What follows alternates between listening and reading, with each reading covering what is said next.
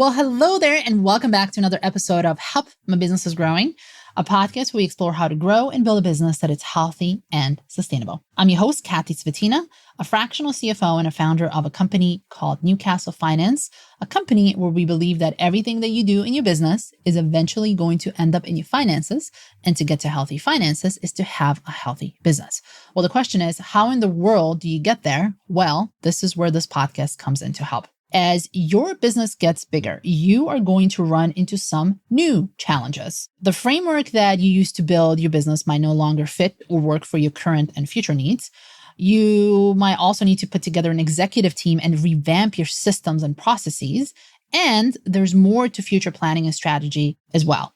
You have to think about succession planning, for example, and who's going to take over when you're ready to step back. And on top of everything that is happening, you also need to make sure that it keeps running smoothly and that you are able to support these changes and growth spurts. So it can get really, really overwhelming. So we're going to be talking about how do you achieve this sustainable growth? And is it really the right time to build an executive team? And when is the right time to build an executive team? And how do you start this succession planning? And how do you know that you're doing it right? So before we jump into the podcast, I want to remind you that all of the episodes on the show, including this one, come with timestamps for topics that we discuss, and each one has its own blog post as well. You can find all the links and the detailed topics in this episode show notes. My guest today is Bob Green. He is the owner of the Alternative Board North Shore, or TAB. He has led company growth from the war room to the boardroom to the conference room with allies, and it's never been a coincidence. He's organized all of these experiences into one process consisting of mindset, accountability, and performance with everyone in the company, without exceptions. The outcome for the company owner is improving company value while creating a culture of stakeholder value without anyone having to sacrifice their life to make it happen. Join us.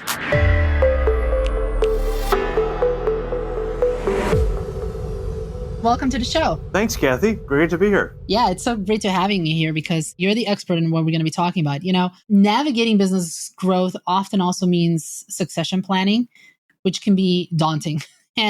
It's like you're deciding to, when do you hand over the steering wheel of a speeding car, make sure that you don't lose momentum and go off course.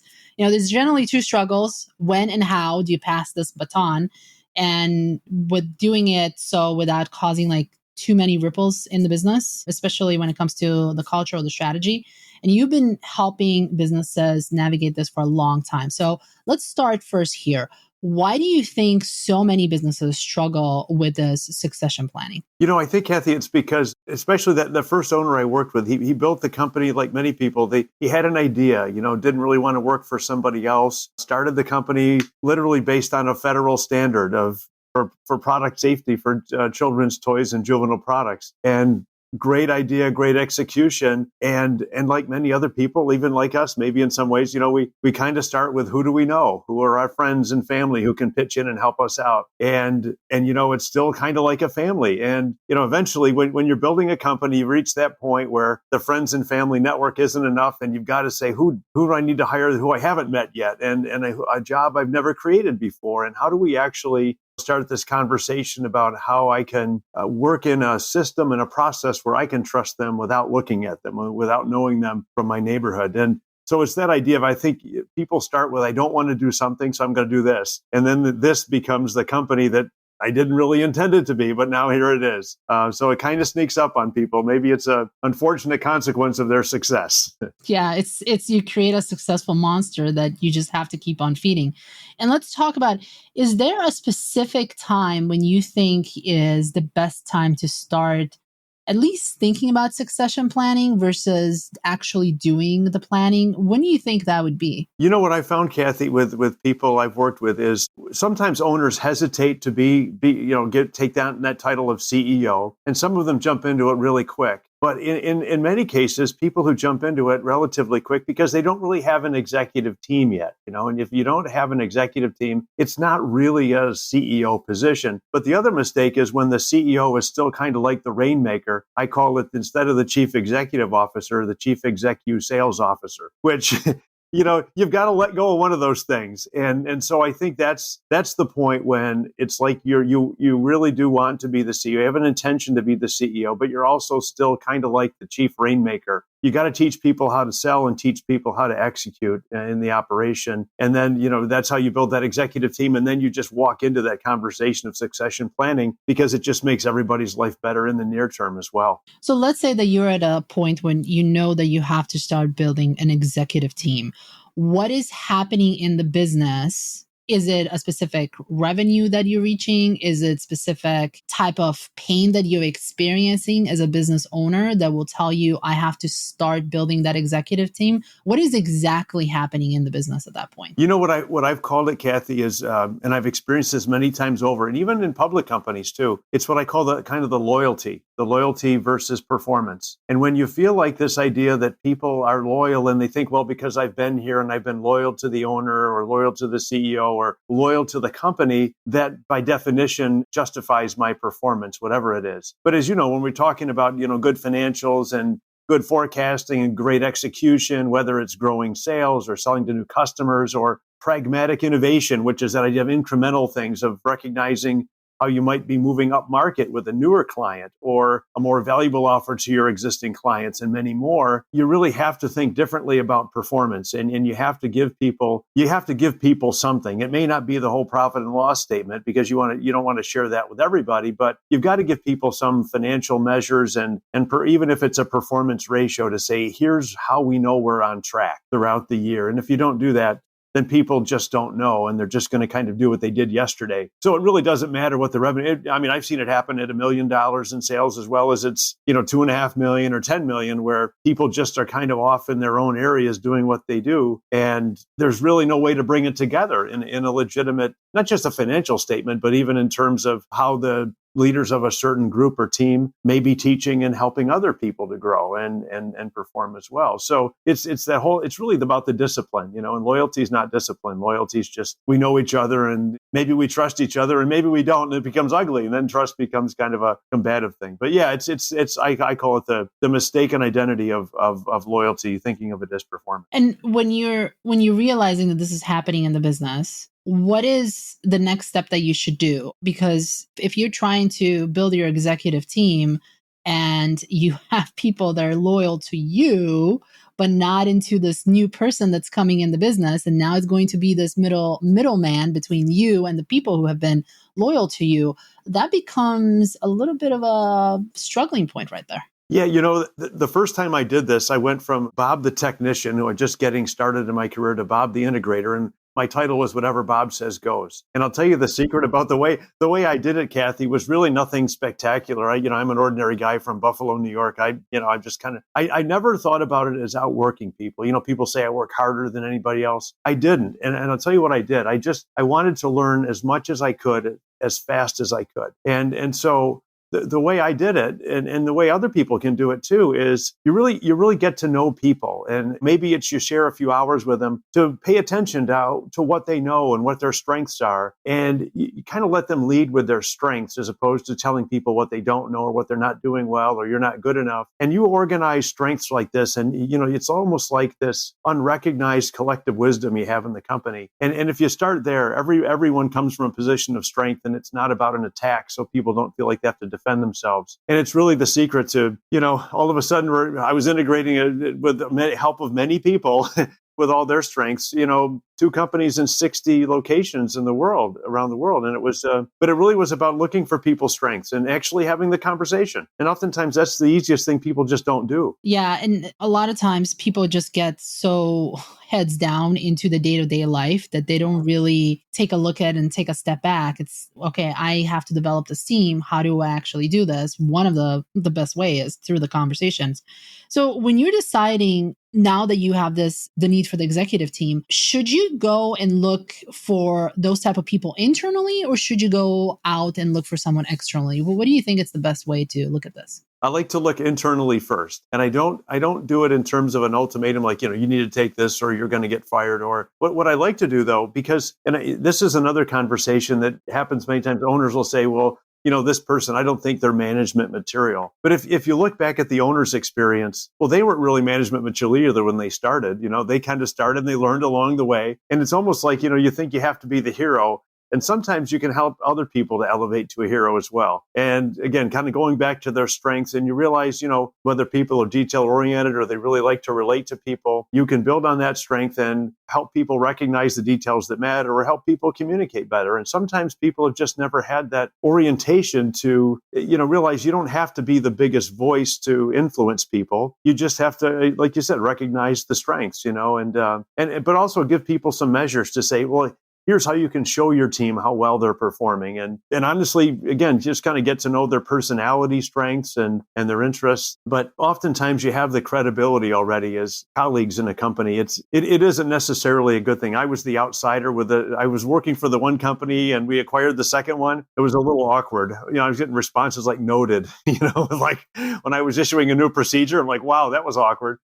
But again, I didn't do it to intimidate people. I was just saying, here's what's best for us as a company. And, if you have a comment about it, tell me about it. I'm not here to issue edicts. I'm just here to do what's right for the company. But and I think that's really the thing is people need to just recognize their strengths and say, here's what I would like you to do. How do you feel about it? Give people the support to say, well, what do you think you struggle with? I'm not a very good communicator. I'm not really good with financial information. Well, as you said, you don't have to give it away. You don't have to give the whole P&L to people. Then, you're a CFO. I mean, you don't have to think like a CFO to be aware of performance. So say, well, this is your part of it. And if you have questions, let's talk about it. And you build that confidence over time. And it's like credibility that people already have. And you just help people to rise up. And it also creates some legitimate loyalty because people see that there's a path forward. And, we've talked about this before we record this podcast, we talked about this idea of change management. Every single time that you have these issues, that means that there's change happening. You have to manage those change.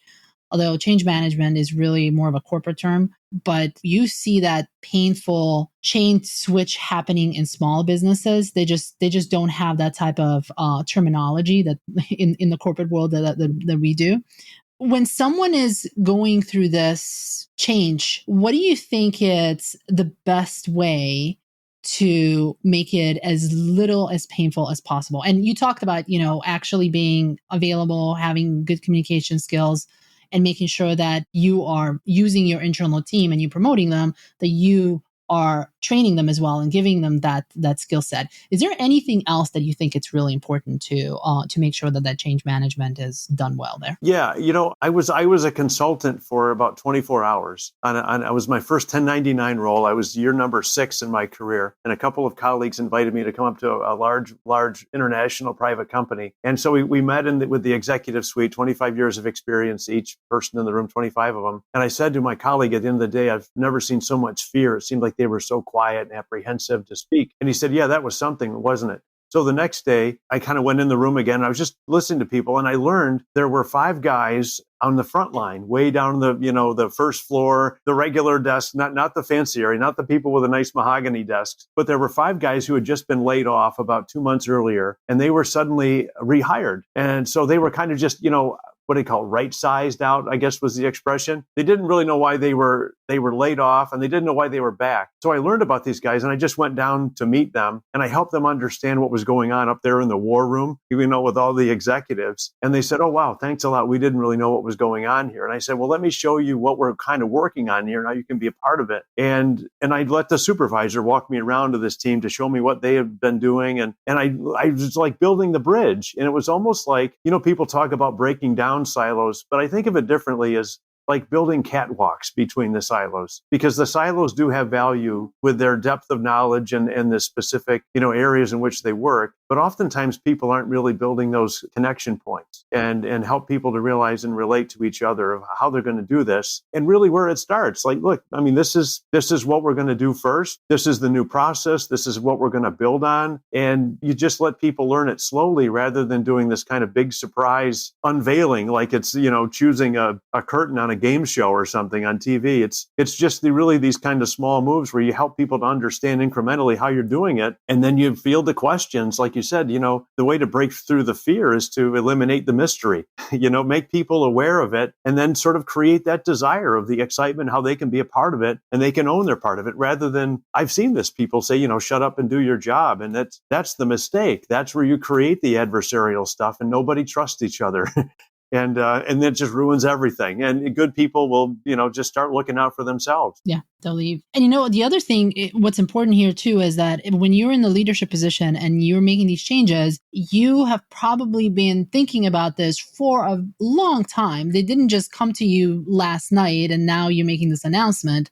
So giving the people, the employees, the time to actually adjust themselves into this new reality it's so important, because you've been working on this probably for a couple of months and they have just heard about it yesterday in the afternoon. Well, some of the other things, Kathy, I've seen too is, and I still see with owners I work with even right now, whether it's the customer service role, if it is that kind of a company where there's a specific like customer experience people, but even those people who may be in the field, like mechanical services or product design, product development teams, they're seeing things and they're aware of things and what they do every day. And those people, and working directly with customers, they can be some of the greatest sources of innovation you've ever seen. So they almost have an awareness too, because they're listening and they're hearing from people and people are giving them feedback, even if it's unsolicited feedback. So if there's something new you're going to be doing, it may not be quite the secret you thought it was. People actually have a pretty good awareness.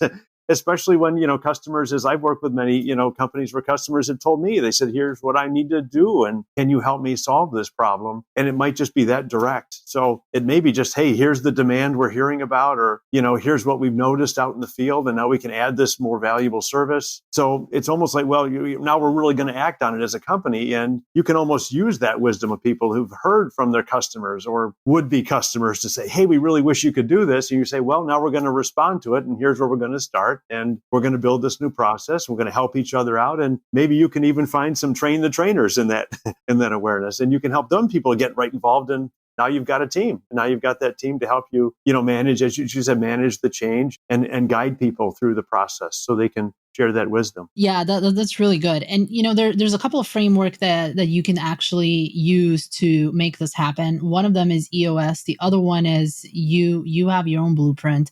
And I would like us to go into, not because I'm always like, I'm not bashing EOS. It has its own purposes, but we've talked about this, before we started recording, that EOS has a time and place in specific type of companies, but in other companies, especially when the company grows, it can outgrow the EOS. Can we talk a little bit about that? Yeah, what I've found in this is EOS has the tendency to put labels on people like visionary and integrator, and sometimes those labels become an unintended trap. Like I'm only the visionary, you're only the integrator, and just like I said, like with integration, it might not be one person who's the integrator, and most importantly, it isn't just about labels. And really, what EOS does, Kathy, is it's really a great structure to bring people together with a set of core values. And again, not just be useful people, not just be doing stuff. And I don't want to work for somebody else, but it's about what do we really believe as a company and how do we bring it together in good meetings and share these core values. But that unintended consequence of the visionary and the integrator, it almost serves as a trap because people get caught up in that. And then they get caught up in, I'm just going to have these quarterly meetings and we're going to go through this stuff. And then it isn't about all the other discipline that you have to do. And, what does innovation mean? And where is we talked about as well. And I care about this as much as you do. If you're going to act as a CFO and have great financial forecasting and really, offer some estimation of performance, you got to have all the good data and all the good understanding of cash in and cash out. And what are the investments? If we do go beyond our target, what investments do we need in people or technology or equipment? And how can we lower costs from our suppliers through, economic ordering and things like that and quantities? If you don't have that kind of discipline and bring it together and say, well, it isn't so much about visionary integrator as it is a culture of innovation and a recognition of where we're going as a company. I've seen people even get so caught up in visionary and integrator that they don't even have a leadership team because they say, well, these are the only two positions we need. So it gets all sideways. And it's almost like, again, like we said, not bashing it, but it's almost like people say, well, EOS is kind of like color by numbers. I'm just going to follow the script, but it's a guide. It's a guide. And then you have to go and do your work beyond that. So this is what I love to hear people who said, okay, we've done EOS. I said, that's great. Now let's build on that. That's the foundation. Now let's get into the weeds and bring this all together and sort of wire up the house, so to speak, and build this thing so it really does run without the visionary integrator, because you don't have to have them. Yeah. And, as the business grows, you are going to have separate departments. You're going to have a sales department. You're going to probably have a marketing department. Then you need a finance department that accounting rolls into. The more the business grows, the more you're going to have these structured departments. And as we've talked about, the visionary could be a chief strategic officer that you might need to have because you have grown so much that it's not just, one person. It could be an entire team under them that supports them. So yeah. And I do have with EOS, there is definitely a time and place for it. But what I have noticed is that it's pretty old school and it just doesn't fit into the company that's supposed to be an agile, nimble entity. Yeah, it is. And it also comes down to that question where if you have a couple of business partners, they'll necessarily take one of those two roles by default, right? And the other conversation is sometimes businesses are sold. And my parents did this. They went into a business when I was in college in a restaurant, and they invited an owner to come in, as many people do, because the owner had restaurant experience. But the owner was not a good fit to work with my mom. In fact, the first day the owner became an owner, she came into the restaurant and took some money out of the register and told my mom, owners don't work, they just collect the money. And so what happens sometimes is, owners, visionary integrator, whatever title each one chooses, they may not really want to be in business together. They came together because of some usefulness, like, maybe a person like you is good in finance and operations, and the other person's good in sales and marketing, and there's a synergy, but you don't really want to be in business together. So, ultimately you want to make that decision to say, well, if I didn't, has something changed? Or is it time for one of us to step away because one just doesn't want to be in the business? And again, this is why you want to build that discipline to say, well, if I'm going to lose a key person, how is this going to continue? Because, it isn't about the label, it's about the job to be done. And, you want people who are invested in the company who want to be a part of it, as opposed to let's just be useful for each other. Yeah. Going back to that whole succession planning that we started with, and also making sure that I always like to see the business running on systems and processes versus directly on people. Because then when you have a system and process, you can move people around. Obviously, you want to have the right people in the right places, but should something happen to them, do they want to leave? Or maybe they just don't want to work for you anymore. Or maybe there's an argument. You're not hurting when you need to put another person in place. And you're not looking for a unicorn. You're looking for a specific type of skill set that is going to be able to do that job. That's a great point, the unicorn. How many people have said, the plan is in my head, right? And I started my career writing procedures, and it was just about writing good procedures. You don't have to be eloquent with words. Just write it, try it out yourself, give it to somebody, say, does this make sense? Can you follow it? And it doesn't matter what function it is, whether it's the operational stuff or whether it's finance. You write good procedures. It's like a recipe book anybody can follow. You just do it incrementally along the way. You don't wait till Sunday night to do it. And this is how it is. I call it the company book of knowledge. It's a great thing to do, and it really is. It's how you can literally give away your job, and 18 more people can do it following you, and maybe even do it better because of what you laid in terms of the foundation with that book of knowledge and those procedures. It's a powerful thing. And it's a living, breathing organism. It's not something that when I was in the corporate world, we used to have these stacks and stacks of manuals in our storage room, and they were completely dusted off. And by the time that you put a procedure in, it was already completely outdated. And no one really looked at that. So making sure that if you do have these processes and procedures, that you understand that they're going to develop as the business develops, continuous improvement. You always want to figure out how you can do something better, and you're updating those as well. And it doesn't take like hours and hours and hours on end. It can be just a couple of things that you're tweaking in it, but it's so important to keep those updated. And, nowadays you don't even have to print it out. Everything is essentially on the computer. It's in the cloud, and you can just do it real fast versus like we did it in the old days. I'll give you a fun example of it, how it related to variation. So, because I just, Mr. Aggressive Learner here, I organized an independent study program in my second year. I used all my vacation days and about $11,000 to study with a former colleague of Dr. W. Edwards Deming, father of statistical process control. So this consultant, his name is Dr. Harold Haller. He shared with me one of his consulting projects and how it literally came down to a procedure. This rubber manufacturing plant was wildly out of control. Variation, the process was terrible. He started in a lab and he was just watching people who were drawing samples. You draw this liquid in a beaker, come inside a lab and just test it and make any adjustments. He watched the first person take a sample, drop it on the ground, brush off the dirt, come inside and test the contaminated sample, right? Make unnecessary changes. The next person came in, brought the sample in. It was uncontaminated, but then set the beaker down and ate lunch and then tested it after lunch. So he went to him after about 2 days and said, well, I think I found your variation. The people aren't following the procedure for testing the material in process. So you don't even have to write it down. It's like, do we all know this? Do we understand how important it is? And, you are a critical person here, and really give people the importance of what they do. And just say it out loud. I mean, this is not whimsical. This is really important. And just make it, this is how it's almost like, it's like teaching people how to breathe, almost like this is it. We don't have to write this down. This is just the way we do it, and just buy into it. And then, just let people teach each other that way. But yeah, it's almost like the context to say, look, this is not some separate thing. This is an integral part of the process, and you're a key here. Yeah, like you said, don't put it in the closet with a book and just to have it documented. It's this is why it's important, and create that teaching culture to help people show each other. Yeah, I think that's the missing key. A lot of the stuff. Sometimes you have things written down. They're written down really well. They might be updated, but people aren't doing it because they just don't understand why it actually matters. So making sure that people understand why it matters and why it matters to them and why it matters to the company. Because even sometimes it comes to that even the smallest things that an employee does makes the big impact in the company. Like, for example, how you respond to customer service emails, right? I mean, the type of greeting that you use, it's an important part, especially if you want to establish a certain brand, a certain feeling into the company,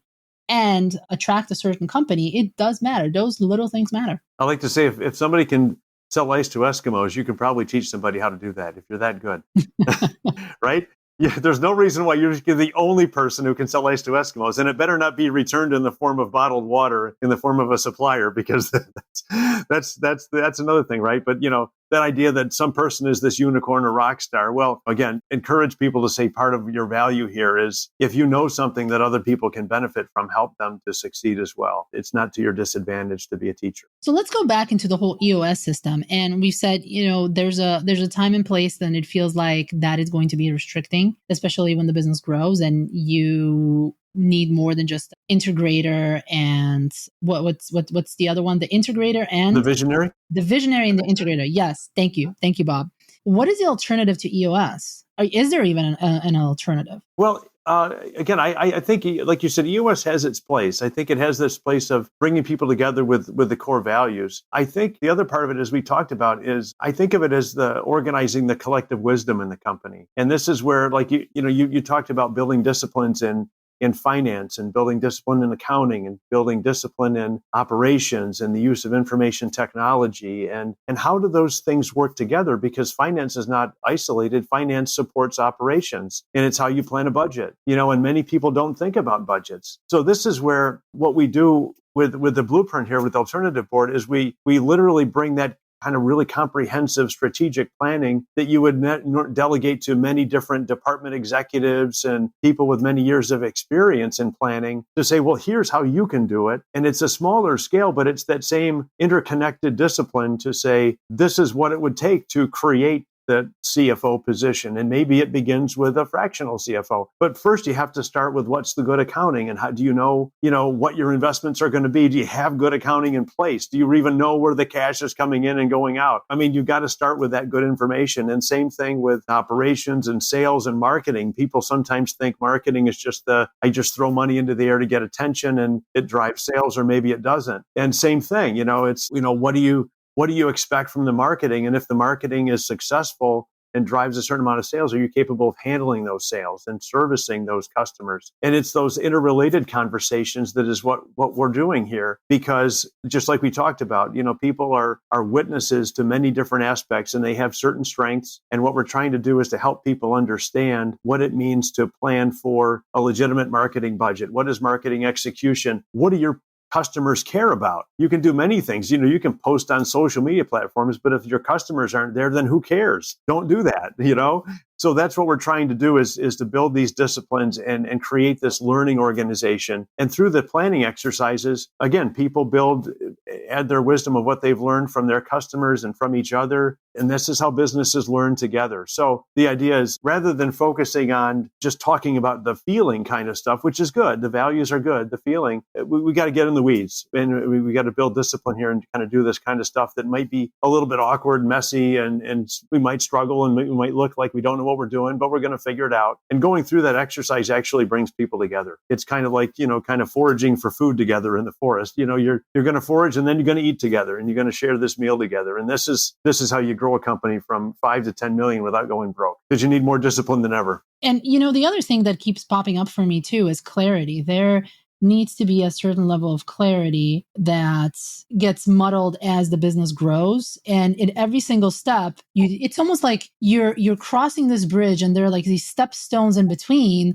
and the water gets muddled, but then you rest on this on the stepstone, get some clarity, and then you go to the next phase. And then again, because you have grown so much, the water gets muddled again. You need more clarity, right? Yeah, it's true. The more you work on the clarity, from one step to the other, the more you have something to work with, as opposed to, as you're growing in the company, if you don't know what your drivers are of success, or you don't know, what real profit margins are with your offers, how do you know if you're making the right choices or even working with the right customers? I mean, you might be pleasing people, but I mean, if you're not at 10% profitability, you're really already losing money, because you don't really have any to invest anyway. It's kind of the new break-even point, as my accounting professor taught me.